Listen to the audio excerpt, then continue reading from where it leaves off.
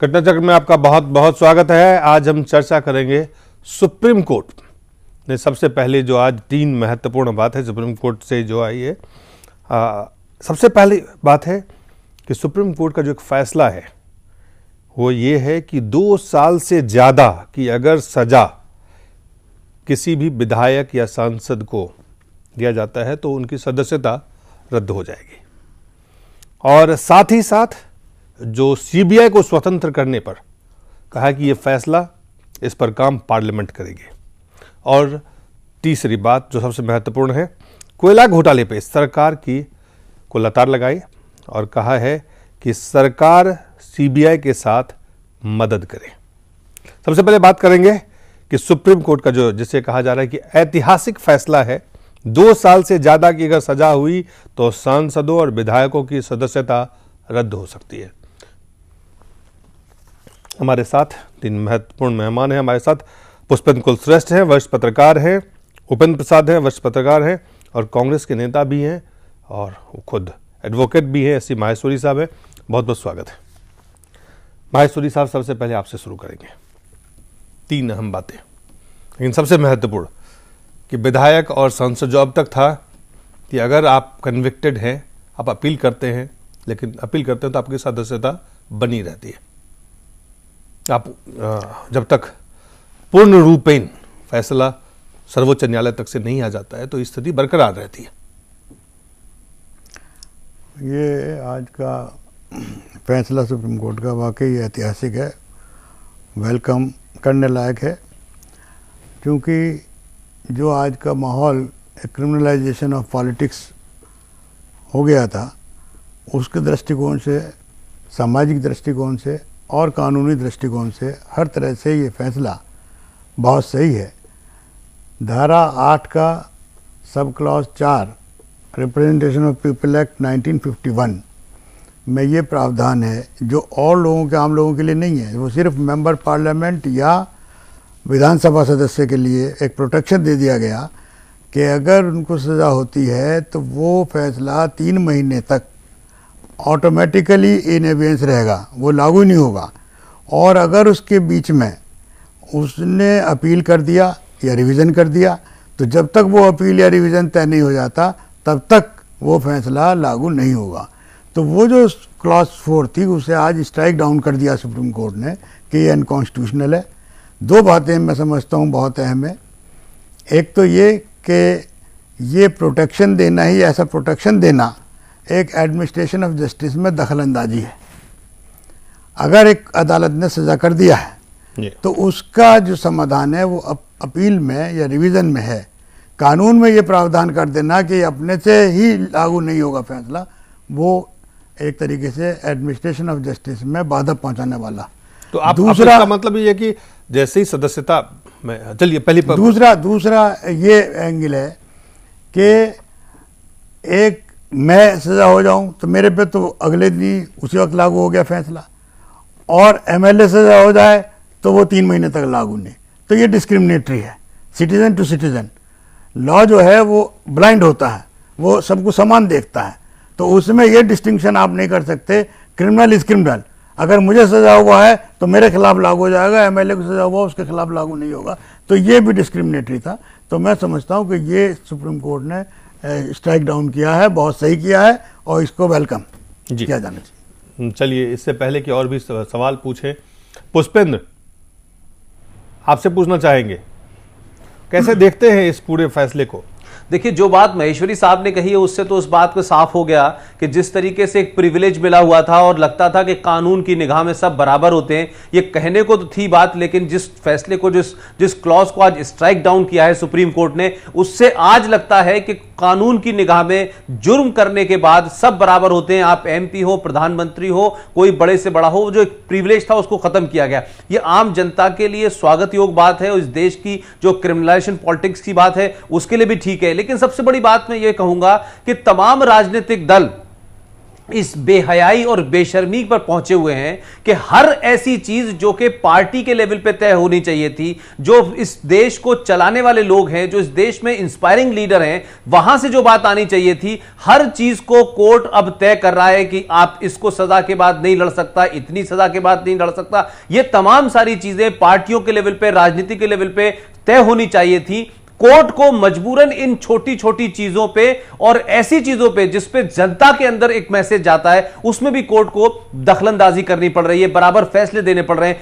क्या इसके बावजूद भी हम जो आम जनता जिन लोगों को क्रिमिनल मानती है, चाहे वो ए राजा हो, चाहे कनीमोनी हो, चाहे डीपी यादव हो, चाहे अखिलेश हो, ये तमाम सारे लोग, हम आम आदमी की निगाह में ये लोग क्रिमिनल्स माने जाते हैं। लेकिन क्या टेक्निकल ग्राउंड पे इनको कोर्ट रोक सकती है? क्या इनको पार्टियां अपने सिरे से इनको खारिज नहीं कर सकती? क्या वो दबाव है? ये महत्वपूर्ण बात है। जी उपेंद्र जी, इसमें यह तो बहुत उचित कदम है, लेकिन सिर्फ इस कदम से काम नहीं चलेगा, क्योंकि न्यायिक प्रक्रिया है उसका दुरुपयोग भी बहुत हो रहा है। तो जो जुडिशियल प्रोसेस है उसको आप खंड खंड करके नहीं देख सकते। सबसे पहले तो सुनिश्चित करना पड़ेगा कि हमारी न्यायिक प्रक्रिया जो justice delayed and justice denied वाली उस स्थिति में नहीं रहे, नहीं तो जो इस वक्त है, नहीं तो इस प्रोविजन का भारी दुरुपयोग हो सकता है। और इसका सीधा सीधा जो कई सारे लोगों के करियर, जो राजनेता हैं, जो ठीक है, इसमें तो जो दोषी लोग हैं तो पकड़े ही जाएंगे, हो तो अच्छी बात है। लेकिन इसमें समस्या ये है, क्योंकि आप देख रहे हैं कि बहुत ग्रामीण स्तर पर आप देखें पिछले 50 साल में न्यायिक प्रक्रिया का भारी दुरुपयोग हुआ है। किसी को फंसाना है तो उसे 25 कोस दूर उसे मुकदमा कर दो, कोई दिल्ली में रह रहा है तो बम्बई के कोर्ट में मुकदमा कर दो, मद्रास में मुकदमा कर दो। तो न्यायिक प्रक्रिया का दुरुपयोग होता आ रहा है, उस दुरुपयोग को रोकने की गारंटी भी मिलनी चाहिए। और सबसे बड़ी बात होनी चाहिए कि जस्टिस स्विफ्ट होना चाहिए, ट्रायल लेवल पर भी स्विफ्ट हो। अपील में मान लिया कोई पहुंचा हुआ है, उसे और मालूम होता है 10 साल के बाद कि उस पर जो मुकदमा है वो झूठा था, तो 10 साल तक तो आप उसे सजा दे रहे हैं। तो ये जो सुप्रीम कोर्ट का फैसला है बहुत स्वागत योग्य फैसला है, लेकिन इससे कई जो कानून प्रोटेक्शन दे रहा था गलत, वो खत्म हो गया। हाँ, वो खत्म हो गया, वो सही है, वो तो बिल्कुल सही है कि जो कानून ही गलत था।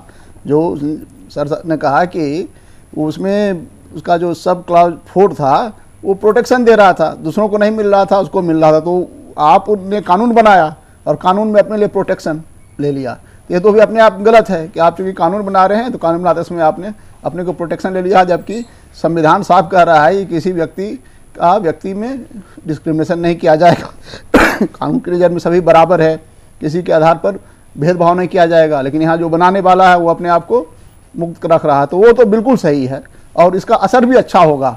लेकिन बहुत बेहतर होने के लिए जरूरी है कि आप पूरा जो जुडिशियल प्रोसेस है, जो न्यायिक प्रक्रिया उसको पूरा जिसमें एक तो उसमें समय लगता है बहुत ज्यादा, उससे लगातार सीधा इसका जो अगर रिप्रेजेंटेशन ऑफ पीपल एक्ट्स को देखें तो उसके पीछे भी मकसद होगा, उसके पीछे यही मकसद है। मैं जो कह रहा हूं कि दुरुपयोग होता है, लेकिन इस सवाल तक उस दुरुपयोग में सांसदों ने या विधायकों ने, जिन लोगों ने भी कानून बनाया, उन्होंने अपने आप को भी सेफ कर लिया, लेकिन दूसरे को भी तो सेफ्टी चाहिए।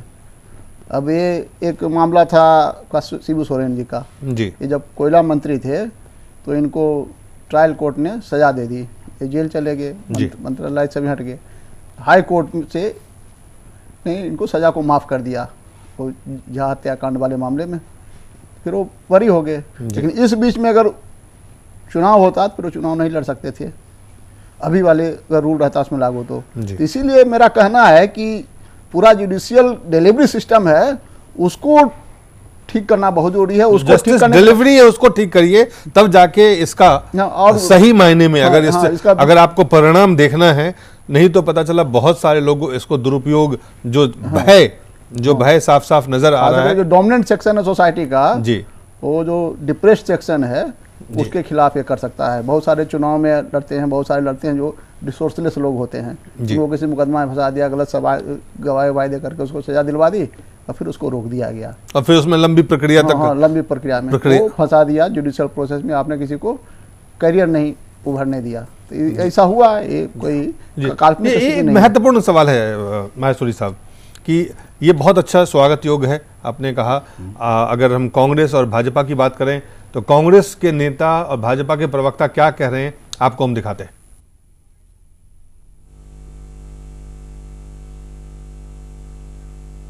ये जो कोर्ट की डायरेक्शन आई है आज के दिन, हम इसका वेलकम करते हैं क्योंकि ये सही बात है। इसी के लिए तो हमने आरटीआई और ऐसे जो भी इंस्ट्रूमेंट्स ऑफ डेमोक्रेसी हमने इस्तेमाल किया है।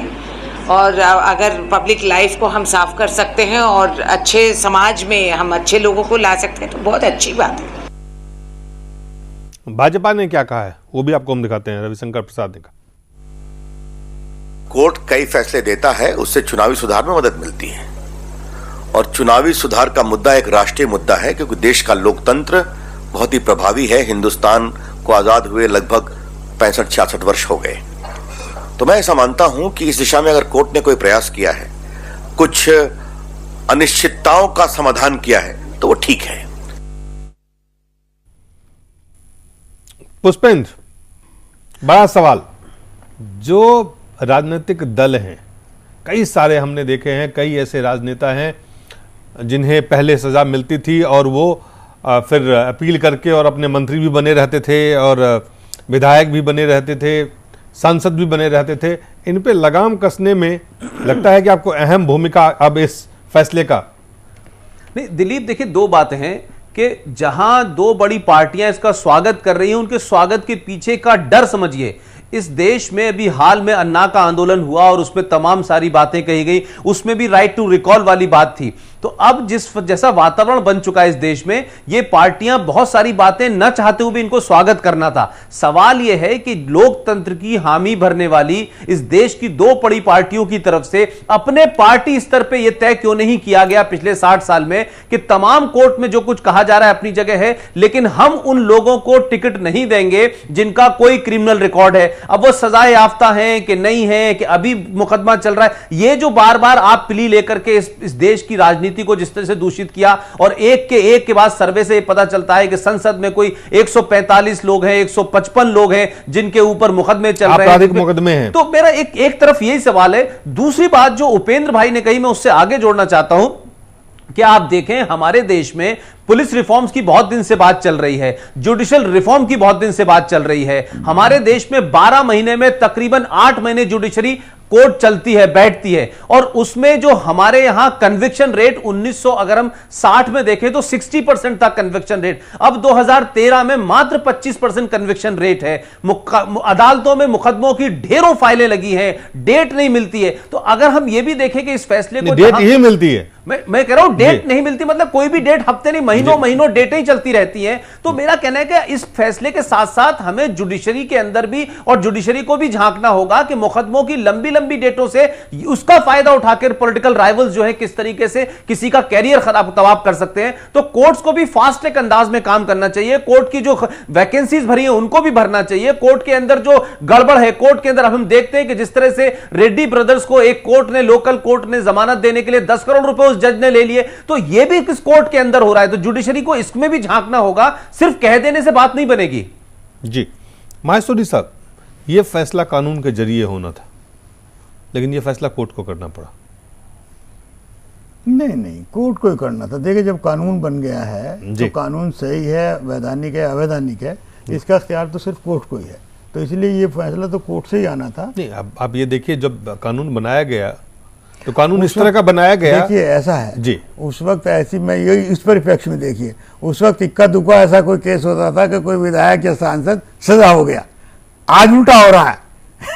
तो आज ये समाज, मैं वही कह रहा हूँ कि आज जो चेंज सोसाइटी है, इसमें जरूरी है कि ये बात सही है कि आप जो है प्रोटेक्शन उसको मिल गया और उसका कोई असर नहीं हुआ। वो आप अपनी जगह बने हुए हैं, एमपी बने हुए हैं, एमएलए बने हुए हैं, मिनिस्टर बने हुए हैं। तो इसलिए ये सही वक्त पर सही फैसला आया है। जी, सही वक्त पर सही फैसला। अगर सुप्रीम कोर्ट के फैसले की हम बात करें तो बहुत साफ है कि दोषी सांसद और विधायक जो हैं उनको, अगर उनको सज़ा मिल गया तो अब वो उसी तारीख से, जिस तारीख से उन्हें सज़ा सुनाए जाते हैं, उसी तारीख से वो अयोग्य हो जाएंगे। यानी कि वो न सांसद रह पाएंगे, ना ही विधायक रह पाएंगे। और अदालत ने जनप्रतिनिधि कानून की जो धारा 8 जिसके का जो 4 वो है, उसको रद्द करते हुए ये भी कहा है कि ये धारा जो है पक्षपात पूर्ण है, यानी कि साफ डिस्क्रिमिनेटरी है। और इसने स्पष्ट किया है कि उसका फैसला जो है वो आने वाले जो अब तक फैसले हो चुके हैं उस पर ये लागू नहीं होगा, लेकिन अब जो भी फैसले होंगे उस पर लागू होगा प्रोस्पेक्टिव आने वाले समय में। साथ ही जो महत्वपूर्ण बात सुप्रीम कोर्ट के इस ताज़ा फैसले में कि ये एक लिली थॉमस है जो पीआईएल के तरह इस रिट पिटीशन को उन्होंने दायर किया था, उसके बाद इस पे ये फैसला आया है। जो महत्वपूर्ण चीज़ है उपेंद्र जी, इस फैसले के दो पहलू हैं। एक है एक डिस्क्रिमिनेटरी एक करेक्शन जो है वो सुप्रीम कोर्ट के माध्यम से हुआ है, लेकिन और दूसरी जो बात आपने कही, चूँकि न्यायिक प्रक्रिया इतनी लंबी चलती है कि लोगों के लिए उसमें खास करके जो लोग जनप्रतिनिधि बनते हैं, लोगों द्वारा चुने जाते हैं, उनके पास कुछ एक तत्काल डिस्क्रिमिनेटरी होते हुए उनके पास ये था कि चलो अपील कर दिया है, अपील के जब फैसले आएंगे। अब ये चीज़ें नहीं हो पाएंगी।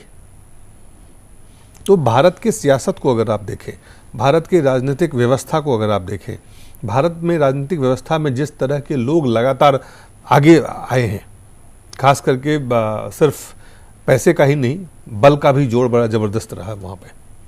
तो इन सब चीज़ों पे आपको लगता है कि ये फैसले का कुछ असर होगा और कितना असर होगा? राजनीति की तो सफाई होगी इससे।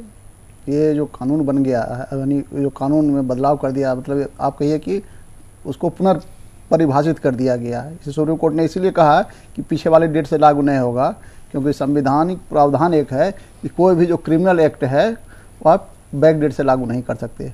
इसीलिए तो ये एक तरह से कानून तो बना हुआ ही था, कानून और रिफाइंड हो गया। तो अब इसका तो असर पड़ेगा कि जो आपराधिक मानसिकता के लोग हैं वो अब चुनाव लड़ने के यहाँ पे मानसिकता, आपराधिक मानसिकता की तो एक तरफ है, मतलब खास करके अगर आपको सजा 2 साल से ज्यादा की सजा हो गई तो आप चुनाव नहीं लड़ पाएंगे। अगर आप हो गए तो आप संसद हैं तो आप संसद नहीं रह पाएंगे, विधायक हैं तो विधायक नहीं रह पाएंगे। तो इसका असर होगा। एक तो पॉलिटिकल पार्टियां हैं, अब टिकट देते समय इसका विचार रखेंगे। पहले नहीं रखती थी, पहले लगता था कि हम ऐसे को टिकट दें जो कि चुनाव जिता सके जी। तो उनके लिए जो तो सबसे पहले जहां से शुरुआत होगी, आपको लगता है कि टिकट किसको, टिकट बंटवारे में पार्टियां इस बात के कुछ असर पड़ेगा जी। और जो आने वाले चुनाव में, ये बात सही कह रहे हैं आप कि इससे आने वाले चुनावों में टिकट पार्टियां कैंडिडेट्स को सोच समझ के देख के उनके पूरे प्रोफाइल 4-5 इलेक्शन स्टेट का आने हैं, फिर पार्लियामेंट का है। तो ये मैं कह रहा हूँ कि ये जजमेंट बड़े सही वक्त पाया है, जिससे कि हमारे यहाँ सफाई होगी, क्रिमिनलाइजेशन की सफाई होगी, पॉलिटिक्स में क्रिमिनलाइजेशन की सफाई होगी। साथ साथ राजनीतिक दलों के लिए पुष्पेंद्र कि जब वो चुनाव के लिए उम्मीदवार की घोषणा करते हैं, उससे पहले वो देखते हैं कि कौन जीतने वाला व्यक्ति है, और जीतने वाला व्यक्ति चाहे वो धन से हो, चाहे बल से हो, चाहे किसी और तरह से हो, अगर उसमें वो तमाम क्षमता है तो उनको टिकट देते हैं। Winnability is the main criteria होता है उस समय। नहीं, देखिए वही मैं कह रहा हूं कि ये जो विनेबिलिटी वाली बात थी, इस फैसले से उस विनेबिलिटी में वो तमाम सारे लोग जिनको हम क्रिमिनल्स की श्रेणी में रखते हैं, जिनको आपराधिक मामलों के सिलसिले में पाए जाने लोग हैं, लेकिन वो जीतते हैं क्योंकि उनका एक अपना वोट बैंक होता है, अपना एक उनका पूरे मामले में असर होता है। वही मैं बात फिर वही कह रहा हूं कि क्या राजनीतिक हम क्या अब ये देख पाएंगे कि जिनके खिलाफ आपराधिक मुकदमे हैं? मैं वहीं आ रहा हूं दिलीप भाई। मैं महेश्वरी साहब से, क्योंकि वो लीगल ईगल हैं, मैं ये पूछना चाहता हूं कि आज का वर्तमान जो जनता है, जो आज के युवा हैं, क्या वो अब संसद में डीपी यादव, धनंजय सिंह, मुख्तार अंसारी, अन्ना शुक्ला, सुशील कुमार, हरिशंकर तिवारी, शहाबुद्दीन, सुरेश कलमाडी, जागीर कौर, मधु कोड़ा, ए राजा, लालू, क्या इन लोगों को हम इनसे छुटकारा मिलेगा संसद को, या ये कानून के तहत ये लोग तो बच जाएंगे, आने वाले लोग रुक जाएंगे? मेरा ये सवाल महेश्वरी जी से है। हाँ, मैं वही आपसे कह रहा हूं कि इस जजमेंट से सिर्फ यही नहीं कि वो प्रोटेक्शन खत्म हुआ है, एक मैसेज गया है पूरे देश में, पॉलिटिकल पार्टीज को मैसेज है। कोर्ट ने, सर्वोच्च न्यायालय ने एक मैसेज दिया है कि क्लीन अप योर होम्स। तो इसका एक बड़ा भारी असर जाएगा, और ऐसे टाइम पे आ रहा है कि जब इलेक्शन का सवाल है, तो ये इंपॉर्टेंट बहुत है। इसका एक बड़ा पॉजिटिव इफेक्ट होने जा रहा है समाज के ऊपर और पॉलिटिशियंस पे। राजनीतिक दलों के लिए कितनी बड़ी चुनौती होगी कि अब टिकट बंटवारे में जब वो देखेंगे, और ऐसे लोग, क्या अब आप देखें, पहले आपने देखा होगा कि कई सारे लोग जब जिनके ऊपर मामले होते थे, मुकदमे होते थे, तो वो खुद अब नहीं अपनी पत्नी को, जब लालू प्रसाद यादव सीबीआई चारा घोटाले में गए तो उन्होंने राबड़ी देवी को मुख्यमंत्री बना दिया। हालांकि वो तो मुख्यमंत्री, क्योंकि उनको सजा नहीं हुई थी, तो क्या हम देखेंगे आने वाले समय में ये भी देखेंगे कि जो लोग सजा जिन्हें हो गए, कन्विक्टेड हो गए, तो उनके परिवार से वो चाहे योग्य हो नहीं हो, चूंकि उनका असर उस इलाके में होता है, आप उन्हें दे टिकट और उन्हें बनवाएं? वो तो वैसा होगा ही, क्योंकि ये जो अभी भी पार्टियां हैं वैसे लोगों को टिकट देना चाहेगी जो कि चुनाव जिता सकें। तो अगर वो चलेगा कि पति है, कन्विक्टेड है या कन्विक्ट होने वाला केस है, उनका मुकदमा है, आपराधिक मुकदमे है, तो वो रहेगा। तो इसे नहीं कह सकते कि पूरी तरह से इसका सफाई हो जाएगी, ये तो दावा कोई नहीं कर सकता, लेकिन उस डायरेक्शन में काम होगा। अब 100% तो इसका इफेक्ट नहीं होगा कि पूरी सफाई हो जाए, लेकिन कुछ परसेंटेज, क्योंकि हमारे आप ये इस तरह के उदाहरण हैं, इस तरह के उदाहरण, तमाम उदाहरण देखे गए कि अगर आप कन्विक्ट हो, चलिए आप हमें नहीं दे सकते, हमारे भाई को दे दीजिए, हमारे भतीजे को दे दीजिए, हमारे बेटे को दे दीजिए, हमारे पत्नी को दे दीजिए, हमारे बहन को दे दीजिए। वैसे कुछ एस्टेब्लिश लीडर हैं, उन्हीं के साथ ऐसा किया जाता है। ये जो लाभ जो मिल रहा है, नहीं, कई सारे जो भी बहुत एस्टेब्लिश्ड हैं, अपने इलाके में काम कर रहे हैं, जानता है कि इनके अपने इलाके पर पकड़ है, कुछ के लिए काम किया है, या वहाँ के उनका इतना वो दबंग है कि उनके डर से लोग उनको वोट दे देते हैं। तो है, दबंग हो सकता है, दबंग है जिनके खिलाफ मामले हैं, वो तो बाहर आप उनको रखने में हो सकता है सुप्रीम कोर्ट के फैसले से मदद मिले, लेकिन उनके जो बाकी सगे संबंधी हैं उनकी संख्या बढ़ सकती है। आपने जितने नाम लिए, मैं दिलीप भाई वही बात कह रहा हूं कि जब तक पॉलिटिकल पार्टीज की विल नहीं होगी, सिर्फ कानून से कुछ हद तक चीजें रुकती हैं, लेकिन अगर जो सत्ता में जो सत्ताधारी या विपक्षी पार्टियां या और दीगर सियासी जमातें हैं, अगर उनकी ये इच्छा शक्ति नहीं होगी कि इस कानून का बहाना लेकर के हमको एक मौका मिल गया है कि भारतीय राजनीति को हम आपराधिक मानसिकता से, आपराधिक छवि से समाप्त करना है, उनको हटाना है, तब तक कोई ना कोई तोड़ निकलता रहेगा। हम देखें, लवली आनंद आई, आनंद मोहन चले गए, लालू अंदर गए, राबड़ी देवी आ गई, मुलायम सिंह के यहां भी ये होता रहा है और दूसरी जगह भी होता रहा है। जगन रेड्डी जो है वो अब जेल के अंदर है, उनकी मां और बहन जो है राजनीति में आ गए। तो अगर इस तरीके का तोड़ राजनीतिक दलों ने निकाला, तो मैं फिर वही बात कहता हूं कि अल्टीमेटली कितनी सफाई होगी। सफाई तो देखिए, मैंने कहा ना, सफाई का इंडिकेशन दे गया। जो बात अभी महेश्वरी भाई कह रहे हैं कि मैसेज गया है, लेकिन सवाल यह है कि इस देश की राजनीतिक दल मैसेज को नहीं लेते हैं जब तक उनके ऊपर कोई चाबुक ना पड़े। चाबुक पड़ गया है, लेकिन उसका तोड़ निकालेंगे कि ये इनका भाई था, वो उनका भाई था। और यह भी बात देखें, मेरा आगे भी सवाल यह कि जितने भी आपराधिक छवि के लोग हैं, अगर हम आपराधिक मानते हैं, कोर्ट मानता है, तो इस देश की जनता उन्हें चुनती है, इस देश की जनता के लोग उन्हें पॉपुलर बनाते हैं। यह भी इस देश की जनता को सोचना चाहिए कि एक तरफ तो वो बड़ी बात करते हैं, अन्ना के आंदोलन में भाग लेते हैं कि देश को सब कुछ बदलना है, लेकिन वही जनता उनको वोट भी देती है। सब जगह ऐसा नहीं है कि लोग डर के वोट देते हैं, आखिर उनका असर होता है। सही कह रहे हैं। जो देखिए, यूथ पे डिपेंड करेगा।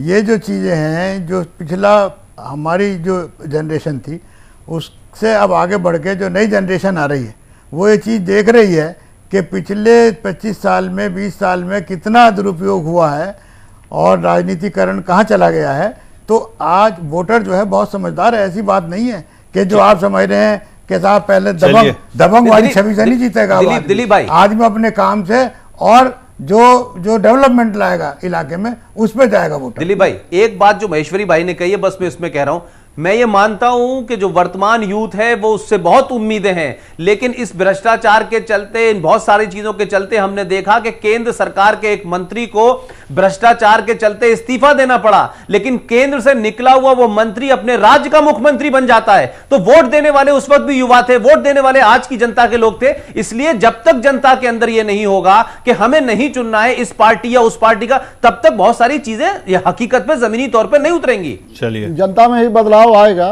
जनता में भी बदलाव आएगा। इस तरह की जो घटनाएं घटती हैं, इस तरह के जो आदेश आते हैं सुप्रीम कोर्ट के, उसका पॉजिटिव असर भी पड़ता है। नहीं समझिए कि अभी तक खराब है तो आगे भी स्थिति खराब ही रहेगी। सकारात्मक असर के तो इंतजार पूरे देश को है। फिलहाल एक ब्रेक लेंगे। 3 उदाहरण दिए हमारे सामने, एक ब्रेक लेंगे, ब्रेक के बाद वापस लौटते हैं। 3 ऑर्डर है।